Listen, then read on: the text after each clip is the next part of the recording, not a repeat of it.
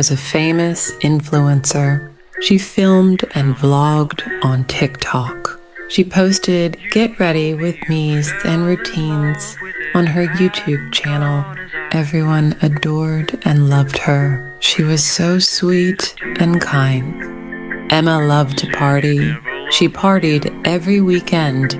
She would party alone and with her friends. Emma was also very popular in school. She had many boys after her, and a lot of girls wanted to be her. She was living a fantastic life. She had family, friends, money, and fame. One day, when Emma was in class talking with her friends, the teacher came in. He announced to the fellow class that there will be a new girl joining the school. Everyone was so excited, and so was Emma. She wasn't worried at all that the new student might take her place. Emma was always gonna be the star.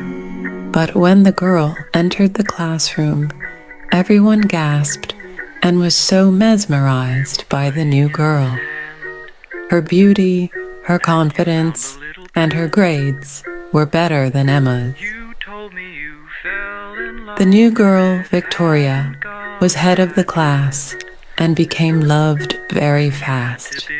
She also started a TikTok account and a YouTube channel.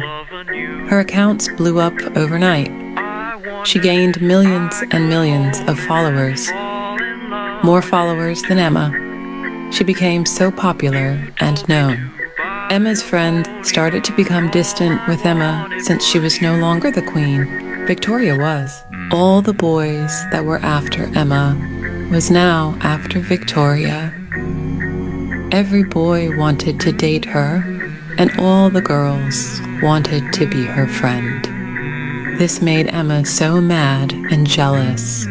How dared Victoria take away Emma's spotlight? Later that day, Emma came up with a plan. 2 days later, Emma asked Victoria if she could have a word with her. Victoria happily agreed to talk to her. She pulled Victoria aside and told her, "I'm gonna be the last thing you will ever see." I'm gonna be the last thing you will ever see. Victoria was confused and asked her what she was talking about. Emma grabbed out a sharp knife and stabbed Victoria while covering her mouth so no one would hear her screams. She let out an evil laughter. Blood was quickly covering Victoria's uniform as she was dying a painful death. Victoria's body dropped to the floor. 2 days later, Victoria was reported missing. Everyone was so worried, while Emma was so satisfied, knowing that everything she had before Victoria took it away would come back.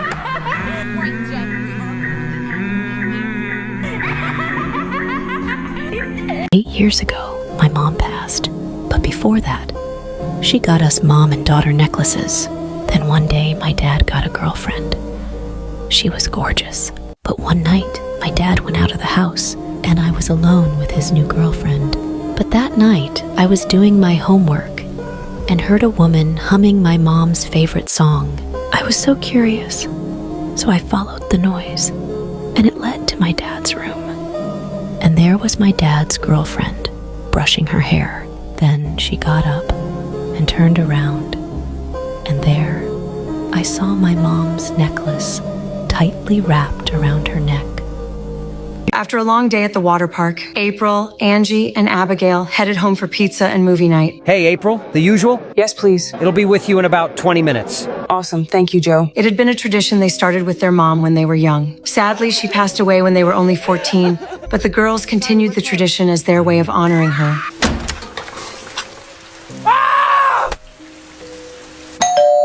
I'll get it. When Angie opened the door, she hesitated. Is everything okay? Yeah, sorry, you're just not who I was expecting. He laughed nervously before handing her the pizza. That will be $12.80, please. Sure, yeah. 2 seconds. Do either of you have $2? Yeah, of course. Oh, hi. Thank you. That guy was so creepy, what the hell? What? Tony isn't creepy. It wasn't Tony. Why? Tony's been our delivery guy for like 10 years. I know, it's a bit weird. He's probably just new. The girls continued their movie and tucked into the pizza. Does anyone else think the pizza tastes different? Maybe they just have a new recipe? Yeah, maybe. After about 30 minutes, Abigail started to feel off. Her body felt heavy, and her vision was blurry. She looked around, noticing her sisters were already passed out. She tried to call out to them, but she couldn't speak. Panicking, she forced herself up, trying to get to a phone. She made it about 3 steps before she collapsed. Just then, she heard the front door open. She struggled to stay awake as a blurred figure came closer. Shh, just go to sleep. My friend and I were getting ready in the bathroom. All of a sudden we heard gunshots. I knew that the best bet of us staying alive was in the toilet, so we decided to hide in there. We were so scared. We didn't know if we would survive or not. After 3 hours, we decided that it was safe and we came out. When we walked out, the building was surrounded by the police and the news. We were so tired and we just wanted to go home. You girls were the only survivors. How did you manage to stay alive? Because we were the shooters.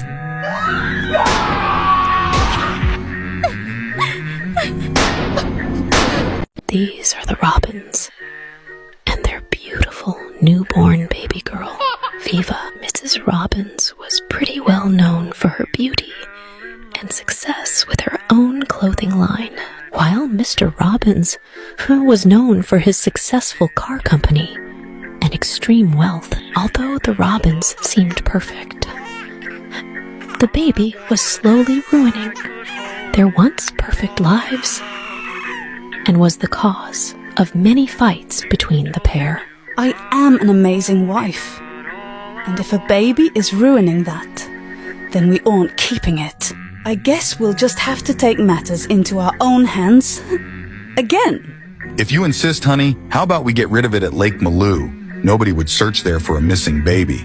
Great ideas. Let me get the baby. Well, quit standing around and let's go.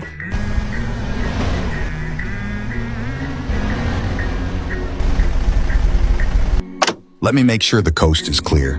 All right, honey. Goodbye, Satan's child. I can't believe we did that. Well, it's too late to feel any guilt now. Now that it's done, I'll start making missing posters and filing a report. I'll make a few calls and pull some strings to help make the story more viable. Yeah, you do that. Mrs. Robbins, mind explaining the horrible details that happened during your baby's kidnapping that horrible Sunday night? A man stole her from her crib. These idiots buy anything.